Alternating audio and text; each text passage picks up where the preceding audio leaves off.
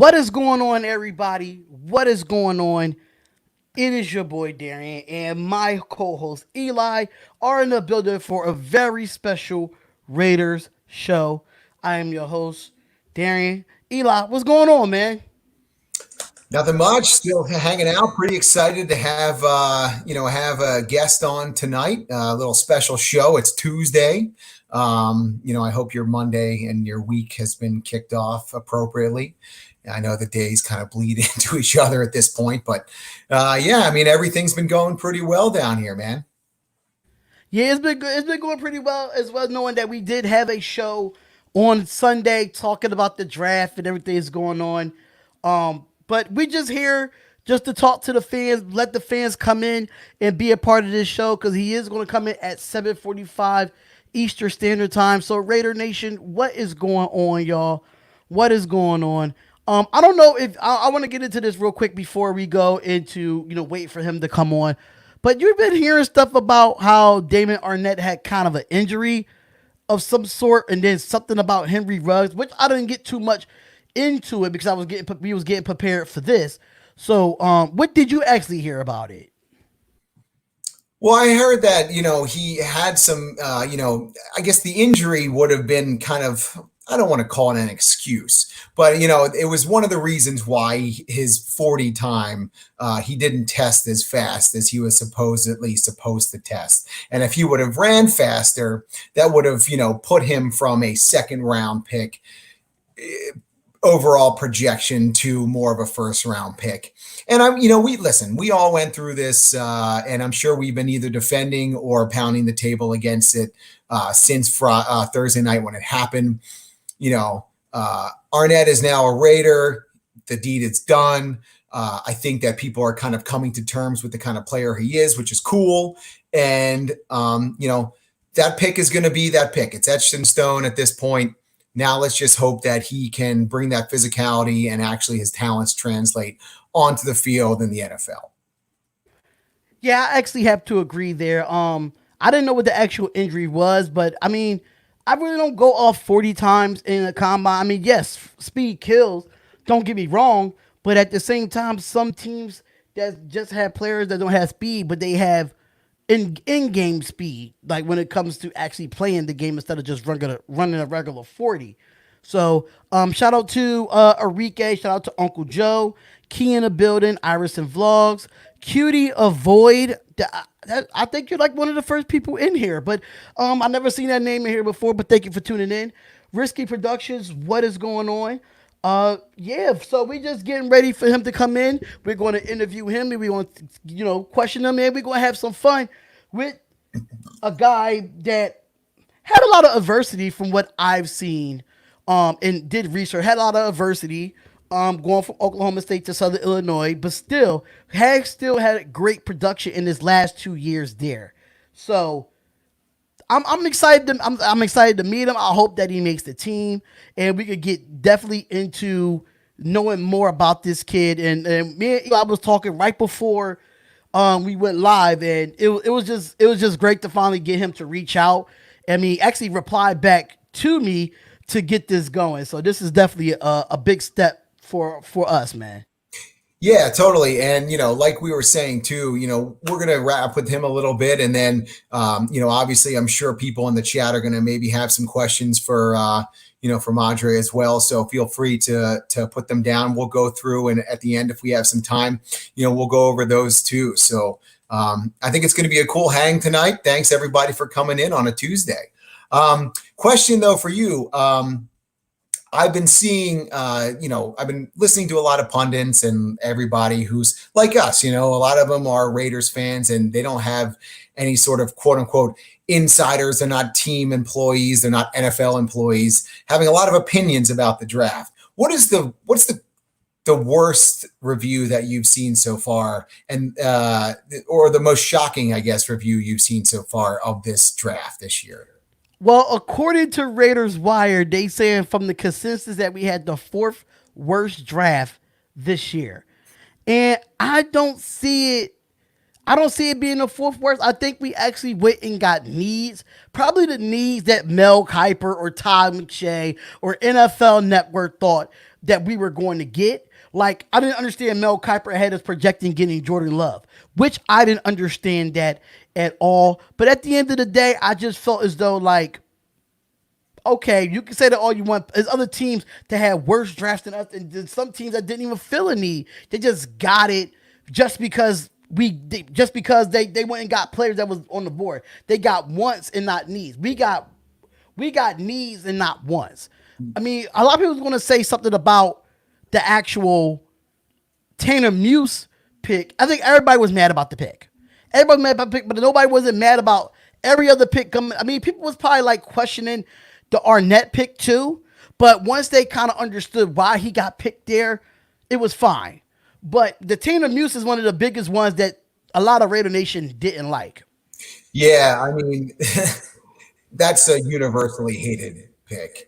You know, you can't really get around it. And again, we went over that at length on Sunday, and I'm sure you've heard everybody talk about it in every single podcast. So I don't want to beat a dead horse with it, but you know, I think that people, they really target that pick. They're really talking about the Arnett pick, but then they realize, the more they think about that pick, it's not that bad, but man, they just really, it sticks them because, you know, half those people, they spend a lot of time doing these mock drafts and thinking that they know what they are doing and they're an expert at it, so to say. So when, you know, people go off book, I think they get a little, they get a little upset. So, you know, you can see that a lot of people just really didn't like those two picks in particular. I mean, I don't know. I think some people really hated the Ruggs pick and were just aghast that the Raiders would pick Ruggs over CeeDee Lamb and Judy. I don't understand how you can be that crazy upset about that. I mean, I get it if you're like, yeah, he wasn't my top out of that three. But again, I've seen people say, you know, that it was an A- draft. You know, Mel Kiper gave it a B. So it's really been a draft that I've seen that just kind of run the gamut of scores and kind of been all over the place. Absolutely, absolutely. But we do want to thank everybody for being in the Spotlight Sports Talk. We really wanted the Spotlight Sports Talk or the Spotlight Sports Network and the Spotlight Raiders Talk. We want to thank everybody for tuning in. Joshua Hutton, Connor Burke, Fierce Raider 88, Trigger Tom. That's who you was, not Cutie Avoid. Okay, you changed the name, so I know who Trigger Tom is. Shout out to Trigger Tom. Shout out to Kobe Sports. Don't come in here talking about some Go Broncos. Get the donkeys out of here. We don't want to do that at all. Gary Gonzalez, we got what fits our team. We'll never understand, but when you're on the field scoring points, then we'll shut them the heck up. That's exactly what it is. That's how I feel about it. Yeah, I understand Mel Kiper gave it a B, but I got a feeling he wanted to give us a C. You know, they always wanted to hate on the Raiders when it comes to us, when it comes to saying that we drafted good last year, we drafted bad this year. I think we got what we needed for this offense. I was kind of expecting more of some defense in the later rounds, but I can't be mad at what we got knowing that offensive lineman John Simpson from Clemson. Not mad at that. And Amik Robinson, everybody keeps talking about how he was the steal of the fourth round. Me personally, knowing the video that I made about, you know, the players, I feel like Amik Robinson could have been a second round or third round pick. I'm just still trying to figure out, you know, why he wasn't drafted that early. Because I think if Amik Robinson, if something was wrong with him, and I think we would have traded into the second round to get him. Yeah, I don't think that anything was really wrong. I just think that his size really kind of made him drop. But I've seen a lot of people think he was a third round talent, even at 5'8". But you know, as far as, you know, potentially not picking up a lot of defenders, you know, talking or hearing from Mike Mayock, I think that it was known that they really didn't want to trade back, get picks because of just the whole online aspect of, you know, this whole starting training camp. And that's something that, you know, we'll talk to Madre a little bit about, and maybe he can give us some insight on how that's working. That's new for everybody. So, but the good news is they're picking up some defenders, you know, as undrafted free agents, you know, linebackers, defensive line, and then of course, cornerbacks as well. So you're going to have some people in camp that are going to come in however that is, and whenever that is, and try to show out and make this team. And I'm excited. A lot of athletes coming in, and again, I said that's on Sunday, but I'm very excited. Hopefully, things kind of start working their way so that they can get some sort of semblance of public gathering to do that. I know that I don't know how much you know, but the NBA is now talking about potentially getting their crews back together in some semblance in early next month. Yeah, and I'm kind of excited for the NBA as well, knowing that I miss the NBA. I miss doing the live play-by-play and reactions. I can say that. Even with football, I kind of miss doing the live play-by-play and reactions, live streaming and hanging out with the squad. Joshua Hudson said, "Why I made you a mod? Because you've been a moderator because of the consistency of you being in the chat, just from when the channel started till now. So you've been very consistent in the chat. So thank you so much on why. That's why. Thank you, Key in the building, for asking that. But we do have a couple more minutes until he actually comes in. I'm waiting for him to get in the queue now. G. Burris says, I think a linebacker or a cornerback is important positions, and I think we should also sign Logan Ryan. Only way we're signing Logan Ryan is if he brings down the price that he wants. If he could bring down that price and we can still sign our rookies, I wouldn't mind getting Logan Ryan because he's still out there. But I think nobody wants to pay the guarantee money that he wants. I understand he came from a AFC championship team. I understand that. But at the same time, you got to look at your market of corners that's getting paid. They getting paid. The younger ones are getting more paid than the older ones. So that I think that guaranteed contract has to come down a little bit more. What you think, Eli? Well, I think that you're spot on, but also don't forget, right now, just to get these undrafted free agents kind of in, they had to do some roster movements, and I believe it was yesterday. If it wasn't yesterday, that it was Sunday that the Raiders did release Mark Thompson, a running back on their roster, which, I don't believe he saw any time, but, they released him to bring in more than just 4 undrafted free agents. So right now, anybody that they're going to be bringing in, they got to get rid of somebody else. Obviously that's going to, it's a lot easier to do that once you kind of see people working in a training camp situation. But, yeah, I think they're at the max contract at the moment. So you're going to start seeing people that were on the roster no longer on the roster if they want to add anybody to the team. Okay, so Gary Gonzalez said, what you think about Amik Robinson's size, ECT? I know he's rough and tough. How do you feel about Amik Robinson? I think he's tough and he's a baller, man. He's an actual baller that the guy knows what he needs to do at his best. So I do love Amik Robinson, and you could go ahead, Eli. You could give your answer while we get Madre on. Yeah, I mean, I don't know.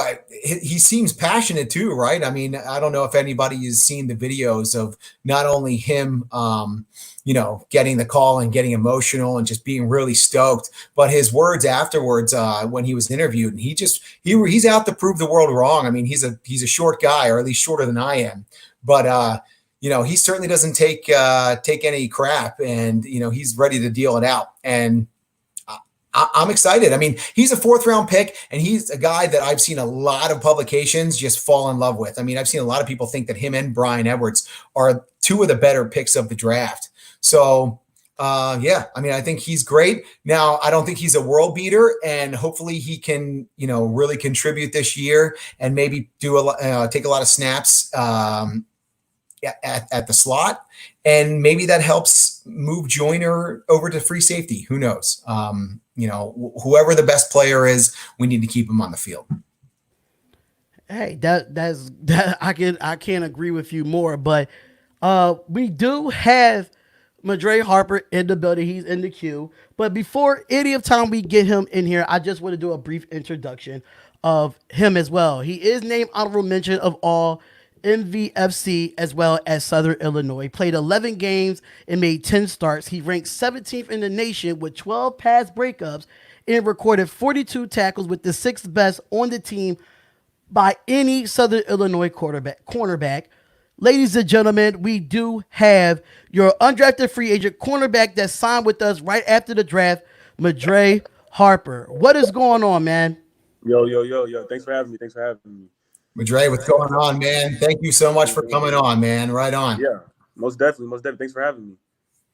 No problem, man. And thank you for actually reaching back out to us, because knowing that we was trying to get a lot of the rookies on, and you was the only one that actually reached out to us. So thank you so much for thank you for taking the time out to come on our show today. The most Yeah, most important definitely. one, the most important one reached out to us, a former Saluki. Hey, So there we go. First of all, the best sleeper in the draft. If you tell me might be the most impactful undrafted free agent, we're gonna see though. You don't have to tell me, man. I know that for sure. Yeah. That is awesome, man. That is awesome. But without further ado, we just going to get straight to it, man. What was your first reaction when you found out that you was going to be a Raider? Like, what was your first reaction? I know the draft process was probably tough, but then you got the Stressful. call right after. So Yeah. what was your initial reaction? I mean, obviously, like after the draft, obviously, like a lot of kids, I was, kind of upset, but at the same time, I mean, God has a path for me. It just didn't work out, whether it be like numbers wise or, there's a lot of things in the business side that people don't understand that goes into the draft. So just because you don't get drafted or you go lower, it does not mean that you're not a good player. But obviously, I had some emotion. I want that call. But at the same time, getting the call from, coach and saying they want me to be a part of the team, I mean, that's just a dream come true. To really, see my dream manifest and actually, now I'm in the door. Like, I got a ticket to the club. Now that, I got to see what I got to do with it. And I mean, it's a lot of emotion for me and my family, just, be able to get here and all the work I put in to be able to show my talent. But I was excited. I mean, to be a Raiders DB is something special because like that 1970s Raiders defense where they were feared amongst the league and going out there, that's the type of player I am. Like I'm an enforcer. I like to press. I want to hit. I want to tackle, and I want to make every receiver feel me at any point in the game, whether it's technique, whether they're not catching the ball, whether they're just not even getting off the line. That's the type of player I am. So to be a Raiders DB is something huge to me. And obviously, like you said, to be that part of that first class in Las Vegas, to be a part of that transition is really great to me. That's really awesome, man. I was going to ask and see because you don't really know sometimes when a player comes to a different team, and you guys are younger now. I'm getting younger every year. I don't know. It's like, hey, were you familiar with the Raiders of Yeah. yesteryear and or any team? So that's pretty awesome. Yeah.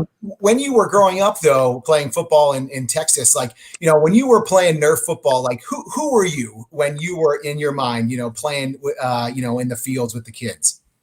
So like me, when I was playing in the fields, like I played flag football like one year when I was 5 years old. I had to get away from that because I was the kid that was tackling people with flag football.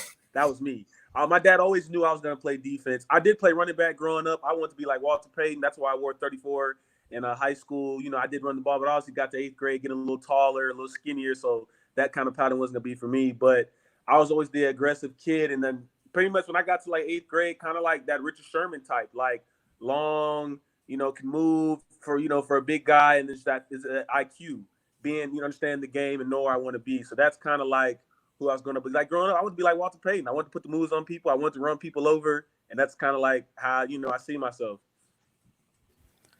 Well, that's pretty awesome, man. Because Walter Payton was one of my favorites Right. when I was playing football. I think everybody was like a Walter Payton fan growing up. Yeah. So going into the organization that's newly located to Las Vegas, what are your thoughts of playing in the city of Las Vegas, knowing that the fan base is moving from Oakland to Las Vegas, and knowing that Vegas is one of those biggest cities now that actually has a football team? How you feel about starting playing in Las Vegas? I mean, that's great. I mean, look at it's Las Vegas. I mean, like, obviously the lights, the everything they have going on there.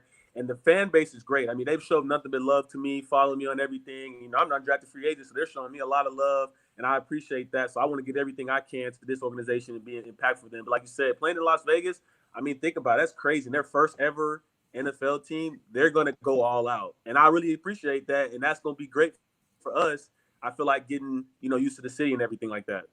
Are you a gambler at all? Are you gonna No, be? I don't gamble. I don't participate now. I don't like giving my money away. I don't give my money away for free at all. So I I hear ain't into you. that. I mean, I have no doubts. There's, once things kind of move forward, there's going to be rules and regulations about that. Right. I'm sure there's going to be a couple guys that are going to be. That try to get out there. Hey, Yeah. hey, where was he last night at 3 a.m.? You're looking a little Right. worse for wear in the morning, but no, that Right. Most it's definitely. exciting. We're all excited to be out there too. Yeah, and I have a different goal. See, like, most like to me, being an undrafted free agent corner, like I don't want to party. I don't want to spend money. I want to go out there and I want to make that team. So me, I'm all business because I got a point to prove. I feel like I should have been drafted, and that's no disrespect to anybody, but I got a point to prove, and I got to show that, hey, I am a top 10 corner like I said I am, and I'm going to continue to make that statement. So to me, when I go out there, it's all business. And yeah, I'm going to have fun. I want to enjoy and maybe the relationship with the guys and the coaches, but I want to be in my playbook. I want to be on the extra time, and I know that special teams and performing in practice, that's what's going to keep me there. So that's kind of like my mindset going there from now on. So I'm sure you're keeping yourself, in some sort of fitness, but Most with all definitely. this stuff going on, I'm sure it's really difficult to kind of continue the same regime that you're used to. Right. What are you doing differently now that everybody's kind of either shelter in place wherever you're at, there's different things that people are going to have to do. How are you staying fit and committing to, I guess, the new normal as it is? Right. So I'm still able to do my footwork and drills with my trainers. We can go to the park for that. So I'm still able to do that with the ladders and DB stuff and everything like that. Stay able to run and do sprints. And, obviously I can't do all the whole, all the nice weights and, machines like you would have at a facility. But I'm still able to do that part. Now with the weights part, I mean, a lot of push-ups. I got a 40-pound weight vest, a lot of sit-ups, a lot of push-ups, a lot of pull-ups. Then I do have a little dumbbell set going on. So I'm doing, movements with that, side lunges, squats, and just every movement you can think of that you can do with a dumbbell set. A lot of core, a lot of hip mobility, and band work. I mean, that's pretty much what I've been doing. And I mean, I'm doing about 800 back pedals a day, 800 yards of back pedal a day, just to keep in that motion. And then my trainer's helping me where he'll still go out there and still give me some releases and stuff like that. And we have some young dudes that train with us, and so I can still cover a little bit and do stuff like that. And then me training with like Chris Harris Jr. and that whole group of guys like Sidney Jones and them. We have a little spot down here. So we're with them working and just trying to get it in. That's kind of interesting knowing that you're working out with a former Denver Bronco, now a LA Charger, and you're working out with with the Raiders, and Sidney Jones is a Philadelphia Eagle because I'm located in Philadelphia, so it's just kind of that's just kind of interesting to see. Even though we all rivals at the end of the day, we still want to work out with each other, still have that camaraderie. Right. So my next question to you is like, have you given any thought playing in Las Vegas and like? Do you know how passionate, like how you feel about the Raider Nation? You know how passionate we are as Raiders fans, and we know like we just want to win. We just want to give that old 80s, 90s, or 70s grit back. So what you think that you can actually bring to the table with the rest of the corners that's coming in with you in this rookie class? I mean, I'm going to bring that grit. I mean, if anybody look at my film, I want to hit and I want to be, like I said, that enforcer. And I feel like we have a responsibility for all those great fans for sticking with the Raiders a long time to, provide that for y'all. And I mean, I'm just hungry. I want to go out there and contribute to the team any way I can, whether that's coming down on kickoff, if I just only play kickoff and coming down there and smashing somebody's head, doing my job is what I want to do and help the team, win a Super Bowl. And I like the statement that Mayhawk made. He said he doesn't care about what anybody else thinks. We don't care about what anybody else is doing. We're here to win a Super Bowl. And I like that. That's my same mindset. So I'm not trying to take over nothing. I'm trying to play my role and do what I need to do. And I want to add that grittiness, like you said, to the team. And hopefully, I can do that for them. That's great, man. That's so awesome because, just like Mayock said too, and I think that you can see that with what the Raiders are doing. Speed and grit and tenacity and just nastiness is really what they're going after. And, from I got to be honest, I had to, check out some videos of you, man. And you look strong and tough and angry on the field. And that's really most definitely. So I was curious. I'm guessing have online, programs have started, I guess, in a lot of places in the NFL. Are rookies and undrafted free agent rookies a part of that now? So we can't be with like the veterans or anything yet until like a specific date. but we are going to have like a little webinar just to introduce everybody and you know get stuff like that. But we haven't been technically transitioned into those type of meetings just per the rules yet. But we are like in a little group text, you know, communicating, you know, getting stuff around because you know like now, you know, usually people be communicating, you know, having like you know physicals and stuff like that. So we're trying to get that underway. And obviously, you know, I know by whatever the date is, they'll try to get those iPads and everything sent out so, you know, we can get into the playbook and start transitioning. But just hasn't happened yet. But like you said, with the corona and everything, it's kind of like, you know, slowed down process. But it's getting there slowly but surely. And they've given you a pretty solid idea of what to expect. You know, you're not going to just get a box with a bunch of things that you don't know what they are and be like, well, I really hope you paid attention in, you know, in school and you know what these No, they I mean, it's gonna be pretty soon. I mean, you know, we're young, we know technology, so iPads That's true too. Game. And so like I mean, I've used, you know, the program can't be too hard, but to me, I'm a big questions asking kind of guy. So if I have a question, I'm gonna call my coach and I'm gonna ask him everything I need to know because I want to go into camp knowing everything. I don't want that to be the reason or me being out of shape or not knowing the playbook where I can't get on the field. So I mean, whatever questions I have, they have a great group of people, a staff that's reached out to me, and they seem really nice, they seem really genuine. So I know that I can reach out to them for any questions I ever had. Killer. That's awesome, man. That's awesome, and I'm really happy that you know that you are a part of the Raider Nation. So Definitely. what are some things you say about John Gruden? You know, going into the organization. What are your expectations for the upcoming season, knowing that you'll be, you know, having Mike Mayock and then John Gruden, then, you know, you'll be going up against Derek Carr in practice, getting, you know, helping him get better and, you know, vice versa. So, how you feel about that, you know, knowing that the coronavirus is holding everything back, but once we get back, you know, into everything being back to normal, how you feel about that, you know, with John Gruden and coming into the organization? I mean, obviously doing a little research on John Gruden. I mean, I like him as a coach. I grew up on that, the hard grittiness of a coach like that. I mean, that's just how I grew up. My dad is a blue collar player. I mean, my dad was born in 1964. You know, he grew up on that. So that's how they raised me. So I'm used to that type of coaching. And I know that he wants to win. I know that Coach Neal wants to win. I know they're going to coach me and they're going to treat me like everybody else. And they're going to provide me the best opportunity, you know, to win and be the best I can be. And I know the talents and skills that I bring to the table. So I know it's going to be a great experience. And I know that everybody's on the same page. And that's what I like. Everybody's on the same page. Everybody wants to win. We all have the same goal. And I feel like that type of camaraderie will really bring us together and allowed us to have a really great season. Sick. We have some people in the chat already that I guess have seen you in your Saluki days saying that you are a legend. So you have some fans Thank you. already at Raider Nation. So speaking of college and stuff like that, just from a player that kind of saw both ends of the spectrum of the P5 versus G5, you know, kind of dynamic.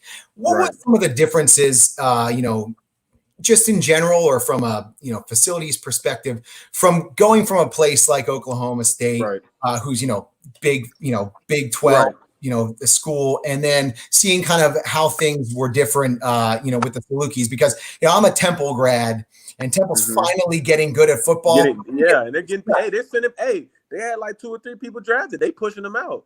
My Al's hootie hoo. But, you know, you talk about Temple, you talk about, you know, the G5, you're never going to get the respect, especially from pundits. But like you said, there are G5 people throughout the NFL getting drafted highly and in mass quantities. But you know, what are some of the things that you kind of saw differently in those two situations? Probably like first time, just like exposure. You know, obviously like being at a Power 5, you're on, you know, bigger screen TVs, you're on all the big time networks, maybe exposure a little bit. Some dudes are really great athletes and get a little lost in the exposure thing.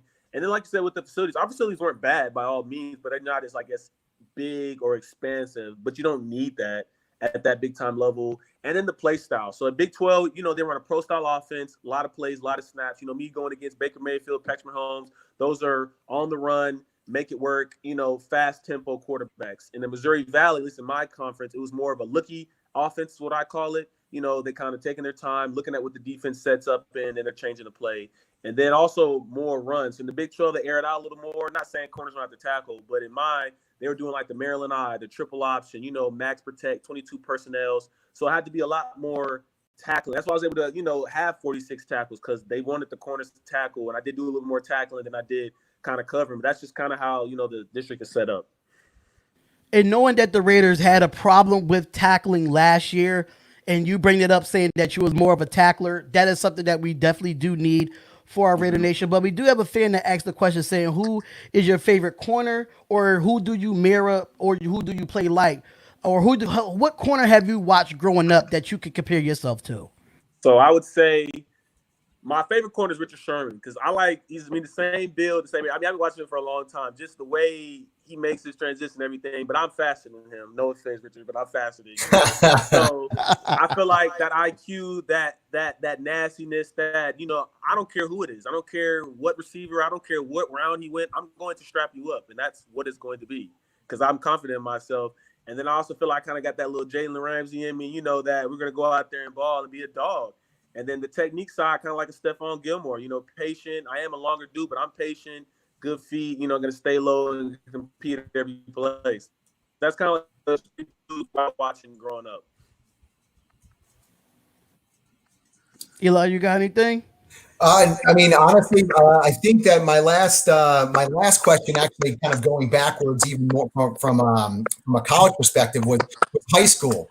Both Marion and I live in Philly, so Jersey has some pretty good high school football, but nothing is like Texas high school football. Nothing. An insight to playing high school football in the state of Texas is like. I mean, honestly, it's like college because we had 2 days. We watched film. I had tests. Like, I did everything I did in college, I did in high school, to be honest. Like, the practice, the schedule, playing against elite level athletes. And, I made it to a Power 5, so I am a Power 5 player. I just, things happen. I went to a smaller school. I still am a Power 5 player. Going against that type of talent is what we did growing up. So it's no different, to me at least, from going to college to whatever school I'm at. I mean, Jeff Okuda's right up the road. We played him in high school. We trained with Clay Mack together. So, playing, stuff like that. We all have been doing this for a minute. And with that type of talent, I feel like that allows Texas football players just to be on a different level. And also, they say, we got extra money, this and that. But we work just as hard with or without the money. But then here we have a big booster club. A lot of fans, they really love football. So they're going to bring their time, their energy, and their money to help us be the best programs we could be in high school. That's awesome, man. Texas is always big when it comes to football. And knowing I haven't never been to the state of Texas, but just watching football movies that's in the state of Texas. Yeah. If it ain't football, it ain't nothing else in the state of Texas. That's what, just from watching movies or watching documentaries of the state of Texas. We do have a few questions in here, but Joshua Hutton did say, "What is your best sport?" I mean, you probably have a different. I know you probably play other sports as well, but knowing that football is probably is your number one sport. But what other sports did you actually play outside of football? I ran track and I do Brazilian jiu-jitsu, so I also do martial arts. But in track, I mean, I could have went to college to run track. I hold 3 of my school records. I went to state 3 times in a row. I could have ran college track. And I also compete in Brazilian Jiu-Jitsu. You know what I'm saying? I got a brown belt in Brazilian Jiu-Jitsu. So, those are, the 2 other things I did. I wrestled in high school. So, that was just the type of dude I was, just get gritty with it. Just make it goes back to tackling, knowing that you did wrestling. Right. It just all comes into tuition. So, right. What I saw is that knowing that you ran track. So, your combine 40 was a 4.3, if I'm not gonna be mistaken. 4.42. Yeah, about a 4.42. I thought it was a 4.3. I thought it was on a 4.2, 4.3, but 4.4 is still not bad for your height. Now, some teams have me faster. Because some teams have me at a 4.35. Some teams have me at a 4.44. So to me, I ran a 4.3. But I guess we'll say the official is 4.42. Okay, and with that speed and that physicality, knowing that we're playing in a tough AFC West with Patrick Mahomes and now Keenan Allen going against top receivers like that, yeah. So how you feel about going up against, especially a new rookie at Justin Herbert, which he's going to be the quarterback for the Chargers, and Jerry Jeudy going to Denver. So what are your challenges? What are your goals? Going up against these guys, do you feel like you want to get interceptions? You want to get physical? What are your expectations? Going up against a tough AFC West. Well, to me, I invite the competition because as a competitor, I want to play the best. So who doesn't want to play the best? And I mean, being 6'2", 198 pounds with 34-inch arms, I'm going to want to press and get hands on them because to me, I don't want receivers to have free releases. That's just like running 7-on-7 routes. Now, obviously, there's a time and place where you do play off-man coverage, and you got to be able to be proficient at that too. But to me, I would like to get hands on them and try to get them off of their timing routes and kind of get them off of their, just running by people or just being wide open, making moves in open space. Because I feel like, if you get up in them, just any receiver in the league, just getting up on them, getting hands on them can change the whole route dynamic and change the whole timing with the QB. And being with my longer reach and arms, I feel like it'd be good for me to get up on there, be patient, and get hands on them. And I mean, like, throwing a fade ball, throwing a post, I'm 6'2". You're going to have to drop a perfect ball. Regardless if, I'm there or not, you're going to have to drop a perfect ball because you can't just – a smaller dude, you may just better fit it in different. So you're going to have to throw a perfect ball. And I just want to challenge them every play. I know they're big-time receivers, and they're going to make plays. I mean, that's part of football. But I want to challenge it where I challenge every receiver that every ball he catches, it's going to be – he got to fight for it. And that's, what I want to bring. Making it tough on the offense, man. That's exactly right. Well, I mean, honestly, we're super stoked again to have you come up here. Do we have any other questions from the chat, Darian, that we can see here? If you have any questions in the chat for Mr. Madre Harper, please let us know now so we can ask some of them questions as well. But it's definitely been an honor of you coming up here and knowing that I come from a football background. We all come from a football background, but we've been Raiders fans for a long time, and hopefully we can see you on that field. And we really wish that definitely make that roster. No, I feel as though the way that how your mindset is and the way you want to play, it fits what the Raiders want to do. Most definitely. I promise you I'm going to make it, and it won't be no question. That's sick, man. Awesome. All right. So Joshua has said, can you tell him the sport that I think he's going to be a legend for a Raider? He says he's like he's going to be a legend as a Raider. So thank you. They said, what do you think of Derek Carr? That's what one of the questions. What do you think of Derek Carr? Okay, I think he's a talented quarterback, and I mean, people just don't. I feel like a lot of people are looking at the whole aspect of football. There's a lot of things that goes into games and routes and it was like that. And I think he's a great quarterback. I have complete confidence in him, and I mean, I don't see anything wrong with him. He can throw like the best of them, and he has my support. And I mean, that to me, that's enough. And I mean, obviously, I'm going to see a little bit more in practice, to be up close and personal with him. Hopefully, I'll pick him off and stuff, but. I mean, I have complete faith in him, and I feel like we put the other tools around him, to be explosive players for him to also have other tools to throw to. So I think it'll be a great year. You got anything? Because I do have a question. Speaking of that, now go for it, man. Now that we have all these wide receivers that we picked up in the draft, right? Now training camp is coming. Training camp's gonna be coming up soon, right? Are you ready to go up against one of the fastest receivers in football in Henry Ruggs? Come on now, step up first. I'll be the first one. Don't care. I don't care. I mean, I got respect for him. I love this game. Don't get me wrong. Like, I love this game. I loved watching him in college. You know what I'm saying? Like, I'm a fan. You feel me? Like, I love this game. But at the end of the day, I'm here to compete, and I ain't back down from nobody. So I'll be the first one to step up and strap him up. That's perfect. So one last question for you. You are now a part of, let's fast forward and you are lined up against whatever, wide receiver.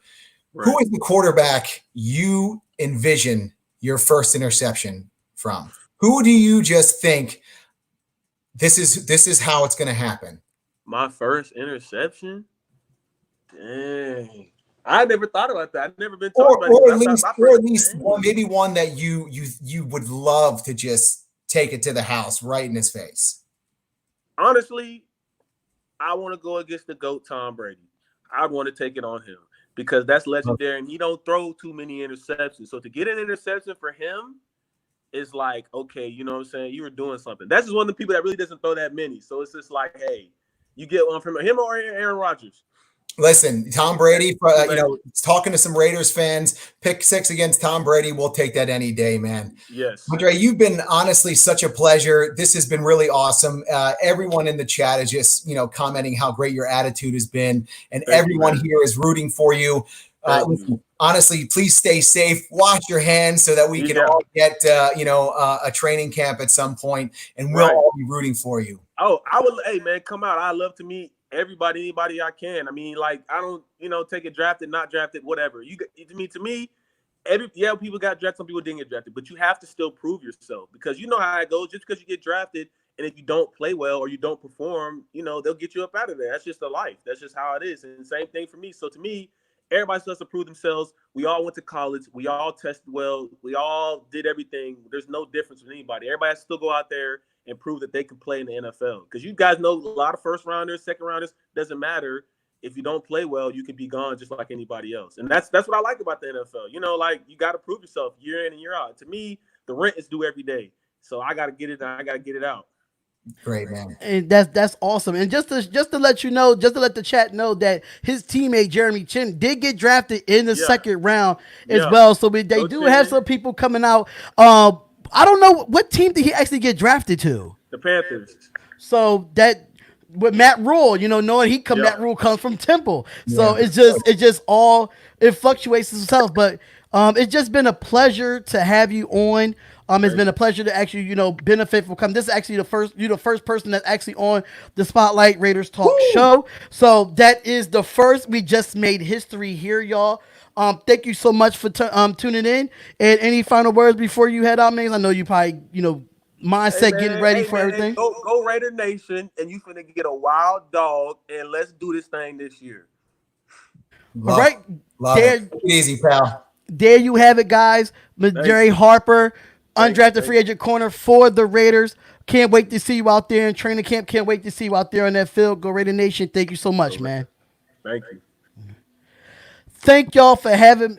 That was just pretty awesome, man. That was dope.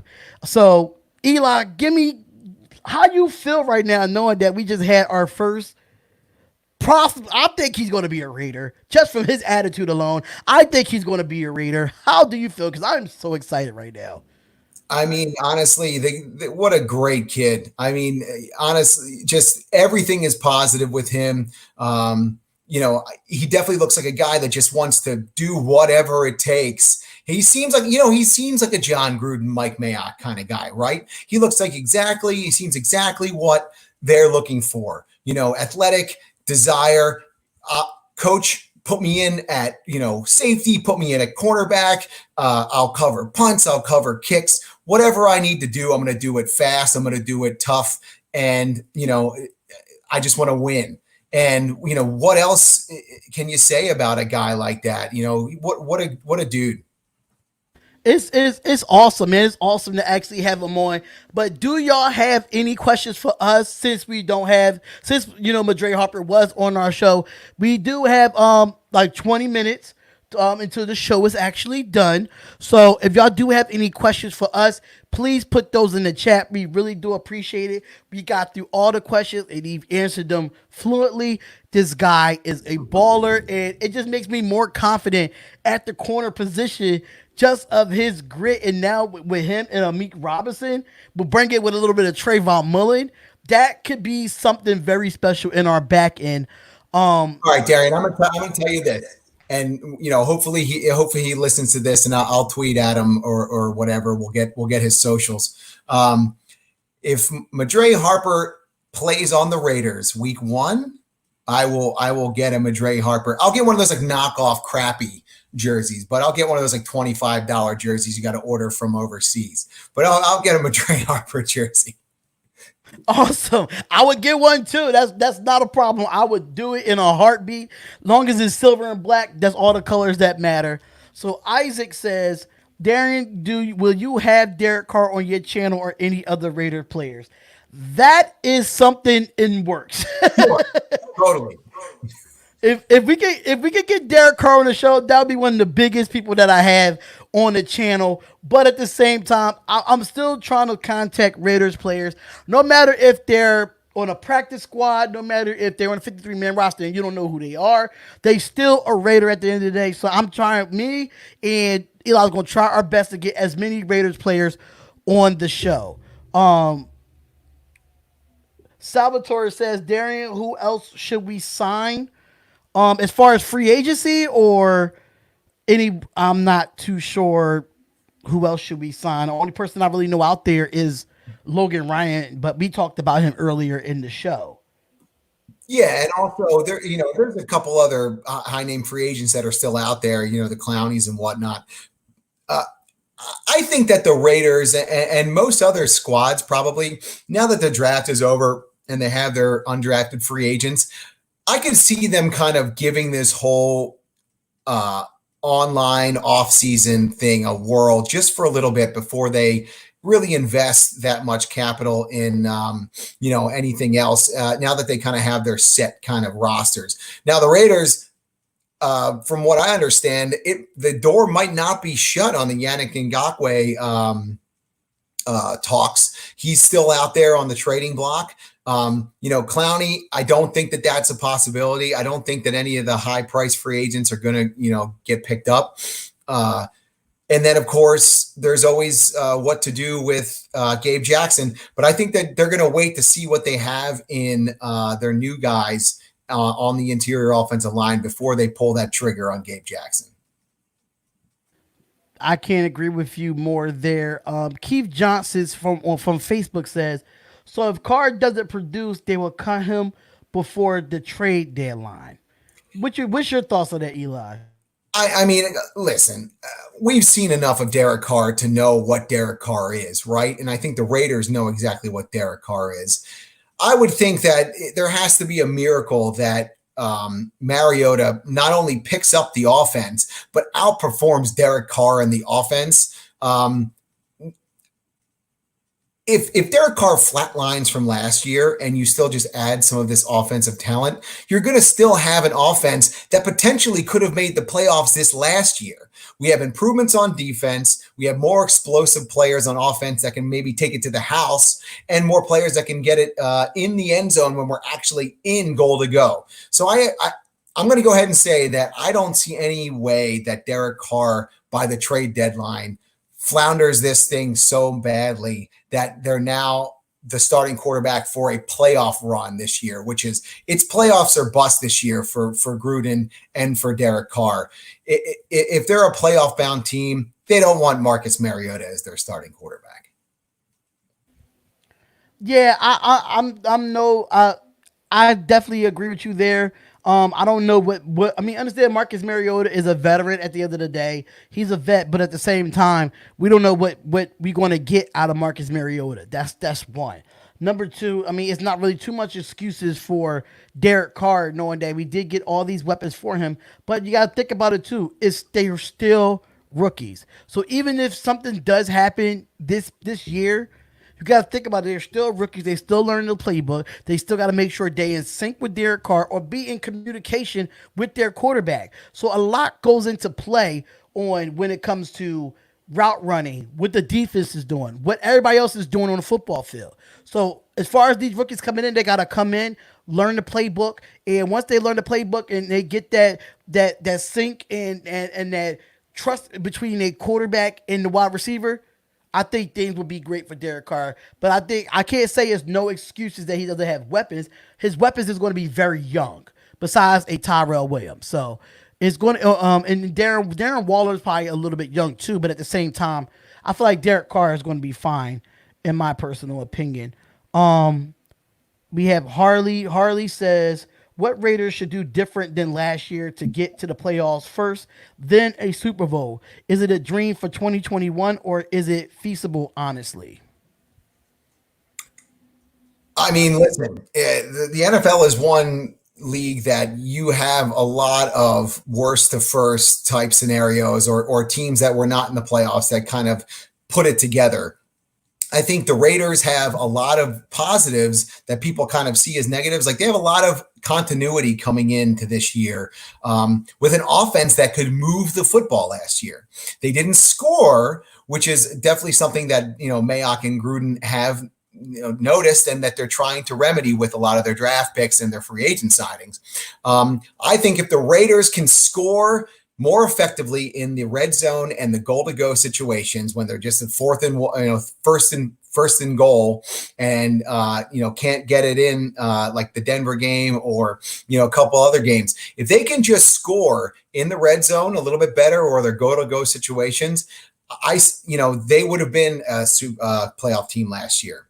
If they can do that and they can improve their coverage on defense, if they can just prove their defense at all. They were last in, I believe, average defense last year, and towards the bottom of the league in a lot of categories. If you can just make yourself, a mediocre defense and just be in the middle part of the league in statistical categories. If you can do that and score some more points when you're supposed to score points in the red zone and in goal to go, this is a team that can beat anybody on any given Sunday. I firmly believe that. Now, unfortunately, they have the best team in the NFL in their division.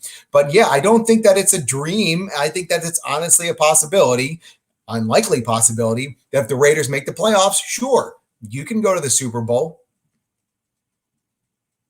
You said it right on the money. I'm feeling the same way. It's a possibility that knowing that they say in the AFC is wide open because Tom Brady ain't there, but you still have a Patrick Mahomes that's going to try to take the reins of what Tom Brady is doing. So defensively and offensively, all three phases of a game, it has to be a little bit more than what we expected. We have to make sure that we can at least be. I don't even worry about being a number 4 seed, but a number 5 seed, and then run the table. I like those type of teams because those type of teams, they say, oh, just because you're number 1, you think you're automatically going to Super Bowl. No, I like those teams that's number 4 or number 5 or number 6 that just run the table against the top dogs that won the division. And I feel like how this team is coming together, I think the Raiders can do that. Even if we do win our division, I'm fine with that too. But I love the fact that when the Raiders are in the playoffs, they still consider us an underdog. They always want to count us out. So I think going to the playoffs first would be the big thing. Then Super Bowl in like 2021 or 2022. That's just how I see it. And don't forget, another thing the Raiders can do to make themselves Super Bowl contenders is somehow duck the Kansas City Chiefs in the playoffs. That would be very helpful if somebody could knock them off, like a Buffalo Bills or something like that. This extra wild card team this year is going to really make things interesting in this division, because honestly, if there was only 2 teams that could make it out of the AFC West, it would be very difficult for the Raiders, because not only did Denver get much better in the offseason, but so did the Chargers. Everybody got better, including the best team in the NFL. This is going to be the best division in football, which you know what that means. Preseason, the best division. It's going to be a bunch of scrubs. But in all seriousness, this is the best division in football. If the Raiders have any chance, that extra wild card is definitely going to help out. Absolutely. So we do have Michael Sanchez with a question. He said, that was a hot rumor that was supposed to be buzzing even during the first round. What was the latest on Yannick trade and what Jacksonville was asking for? From what I remember, the rumor was they was asking for our 19th or our 12th overall pick. It was one of those picks in the first round. And I think the Raiders wanted to stay put. Mike Mayock and John Gruden wanted to stay put. They wanted to get their receiver, and they wanted to get their corner at 12 and 19. So that was the rumor was, but things just didn't go far because of what Yannick's contract is. I don't think we could take Yannick's contract of what he's expected to make next year. And he wants a long-term contract with like 25 mil or between 20 and 25 mil a year. So that was the most, what Jacksonville was asking for, to keep their number 9th pick and try to get the 12th and the 19th pick in the first round. It was one of those picks that they wanted. I think it was the 12th pick, and I think that's what was the stick in the mud, right? I think that the Raiders didn't want to give up the number 12 pick. I don't know if then Jacksonville, they were discussing number 19. I think they were far more comfortable giving that pick up, and What would the pundits be saying now if the Raiders didn't draft Arnett and they ended up instead trading that pick for Yannick Ngakoue? Who knows? But the Raiders definitely wanted that that number 12 pick. They got Ruggs. Ngakoue is going to cost a lot of money, and he is a high-level defensive lineman. He is a great edge rusher, and I know somebody asked, do we think that the defensive play was that bad last year? Absolutely. I mean. And it wasn't just against the Chiefs. The Chiefs torched everybody, or almost everybody. It wasn't just the Raiders. But not only could we not stop the Chiefs, I mean, we had some really terrible games against the Jets and just so many times where, just letdowns, like in the Texans game, where the defense just couldn't make plays to win the game. I mean, they made some plays in that game, but they couldn't just shut that game down. And again, statistically, they just gave up a lot of yards, even without those Kansas City games. And they have no answer last year for the tight end, no answer across the middle. They were just completely burned. So an upgrade needed to happen over the offseason at linebacker and at cornerback and even at safety. And I think the Raiders have done that on paper to shore up those issues. You couldn't be even more spot on with that. So Joshua Hutton says, Spotlight, who do you think the Raiders will sign next? I don't think we're signing anyone. I don't think we're signing anyone due to the fact that we have to still sign rookies. We still have to sign rookies. We went out and got a lot of free agents already. I don't think we're going to sign anyone else, understanding that we still have some trade possibilities and Logan Ryan, but I just don't see the Raiders signing any free agents at this moment. I think that you're going to have to wait until they start cutting down rosters. Now, whenever that is, I don't know. But when the process begins, where training camps start and teams can actually look at their team, look at their rosters and see how their guys are performing. Once those rosters start getting cut down, that's usually when you see people getting picked up. I think that's when you're actually going to probably see another running back added to this squad, because right now I don't see the ability of just both Richard and the new running. I'm sorry, I'm blanking on his name, but Bowden Jr. I don't see them both having the ability to spell Josh Jacobs if he gets injured. I don't see those guys being able to be the go-to guys. So I don't know if they're going to have somebody on the practice squad. They didn't sign a free agent running back yet, as far as undrafted free agent, and they haven't drafted anybody. So that could be something to look out for once the rosters start getting cut down as a running back. And Michael Sanchez says, follow-up question, why will we trade for another defensive lineman? I say because Yannick is a top star, and we know that Eli already just said he's a top guy in the league right now that could definitely help out with our pass rush. And we can't get enough of defensive linemen, knowing that if you notice the best defensive lines in NFL, they come off of rotation. They want fresh legs. So if we could get those fresh legs in those rotations with Yannick and Clean and Farrell, and definitely help out Farrell too. You might switch him here and there. One time you might have Yannick and Farrell, then Yannick and Crosby, or Crosby and Nesbitt. It always can work. So trading for another DN, I wouldn't mind it. I wouldn't mind it depending on what the value of the of the trades are.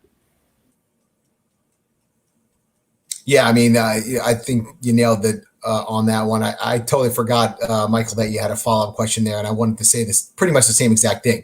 He's better than any of the defensive ends on our team right now, and you can't have enough talent on that. And right now, if you bring in Yannick Ngakoue, one of those guys will then leave. It could be Nesbitt. Who knows? He's better than every defensive end we have on our team at the moment. Let's hope that Crosby can continue to perform at a high level. Let's hope that Cleveland Farrell can take his game to another level, like he says he's going to. And again, Nassib can perform at a high level, but none of them are Ngakoue. The problem is he just costs too damn much. That's a fact. That is a fact. We're going to take a few more questions because we are 2 minutes away. We're going to take a few more questions and we're going to be done with our show. Just a reminder, we is going to have our show on Sunday at 7:00. So you do not want to miss that as well. So, he says the way that you can tell if Carr is getting better by watching other QBs, how they do with their rookie class wide receivers. I think they will be fine. Me per se, I think they'll be fine knowing that John Gruden is his play calling is going to be very, how can I say it? It's not going to be very different, but it's going to be the language that the wide receivers is going to have to pick up on. Just the type of plays that John Gruden calls. So when it comes to Derek Carr and the wide receiver, it just comes down to communication. That's all it really comes down to. That's what makes your quarterback better. That's what makes your wide receiver better. It's just communication. Yeah, I kind of agree. These guys are going to have a lot to learn. John Gruden's system has a lot of verbiage, but part of the reason why they pick these guys is because they think they could pick it up. All right, so we do have Keith Johnson on Facebook. Do you think that the defensive play was bad We, all last year? Honestly, absolutely. yeah, I answered this question before. Yeah, again, absolutely, absolutely is a correct answer. All right, so he said Jacobs did a great job, but when he got injured, the team lost critical games such as the Jets, Jacksonville. How to replace him happens again. How you figure it out? Do not such predictable if Jacobs on the field. Now we talked about this a lot about getting a backup running back for Josh Jacobs, and that's what I think Lynn Bowden is going to be. But it's going to be split carries between him and Jalen Richard. And then understand that Rod Smith came back to us as well, and he's kind of like a bruiser in some instance. But we was really looking forward to the Raiders getting like an AJ Dillon or a Cam Akers in the draft just to back up Josh Jacobs, and that just didn't work out. They would end up going to other teams. Akers ended up going late. We passed up on AJ Dillon a few times in the draft, but I can't be mad at that. I think Lynn Bowden could come in and be that pass catching, you know, receiver or just be that gadget. But most likely it's probably gonna be some undrafted free agents probably still coming on in. We're not too sure, but I feel though just to help it out is getting Lynn Bowden the ball in some type of crazy way. Not just having him line up in the backfield. Because like I said before when we did the show on Sunday, that he reminds me of a Percy Harvin. So he could play the running back spot, but you could put him other places as well. Yeah, and just one last thing before we leave to jump on that. I do agree though with both Harley and Michael that the Raiders are going to be picking up a running back because if Jacobs gets injured, John Gruden still, and he said it verbatim, and I've been saying this, John Gruden's not changing his offense next year. Sorry. He still wants to run the ball with 2-3 tight ends and pound the rock. So he's going to need a guy to do that. If Josh Jacobs, knock on wood, he doesn't, but if he does end up getting hurt for a significant time, you're going to see the Raiders pick somebody up, when rosters start trimming down, they'll pick up another running back, somebody that is more of a every down back that they can just pound the rock with.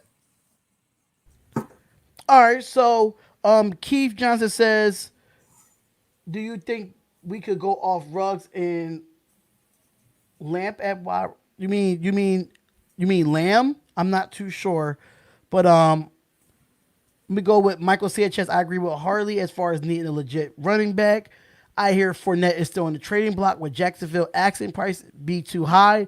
That could be a nice duo of a backfill like New Orleans did previously. But my problem with Leonard Fournette is that Leonard Fournette is not going to be a backup to Josh Jacobs. He's going to want to be a starter. And I think Josh Jacobs would not want to back up Leonard Fournette. So it's just going to be some issues there on trying to get both of them in the backfield and try to give them their carries. Leonard Fournette does not fit us just because he wants to be a starter in this league. So he's going to go to a team or trade with a team that needs a running back. I mean, we do need a backup running back, but Leonard Fournette is a starter in this league. Totally. I completely agree. Shout out to Titan Upload. He's a Tennessee Titans fan. He said he's stopping by the show to support Tighten Up. Great work, man. Thank you so much, Titan Upload. Shout out to you. I'll definitely hit you up in the chat that we have on our phones. I'll definitely hit you up in the chat. Both starters are backups. Both starters are not backups. Yeah, that's the problem with Leonard Fournette. Both of them are not backups at the end of the day. So that's just going to be an issue there. Any final words before we head out, Eli? Nah, man. Again, that was so fun. I really wish Madre Harper the best. Thanks everybody for coming in on a special night. And I can't wait to see everybody here on Sunday. Yes, so I have to agree. He made history that he is the first official. He is a Raider right now because he did sign a contract. Right. So he's officially a Raider. So that's the first Raider that we do have on our show. Hopefully, we'll have more Raiders on the show as well. And it was very fun. He's a very humble guy, and he's a very fun guy too, knowing that he said he doesn't go out much and stuff like that. But he just seemed like he's a cool guy just to hang around. But I want to thank everybody in the chat that was here for this great interview in this special show. No, we don't do shows like this on Tuesdays, but definitely check us out on Sundays at 7 o'clock p.m. sharp. So we'll definitely be there for that. And thank you everybody in the chat. Comment, like. Yes. Wash your hands. Stay safe. And, knock on wood if you with me. Absolutely. I mean, I'm knocking on wood right now. So thanks everybody for tuning in. It's the Spotlight Raiders Talk. And we will see y'all we'll see y'all Sunday. I'm happy, man. We will see y'all Sunday. And I love each and every one of y'all. Thank y'all so much. Let's have a great show.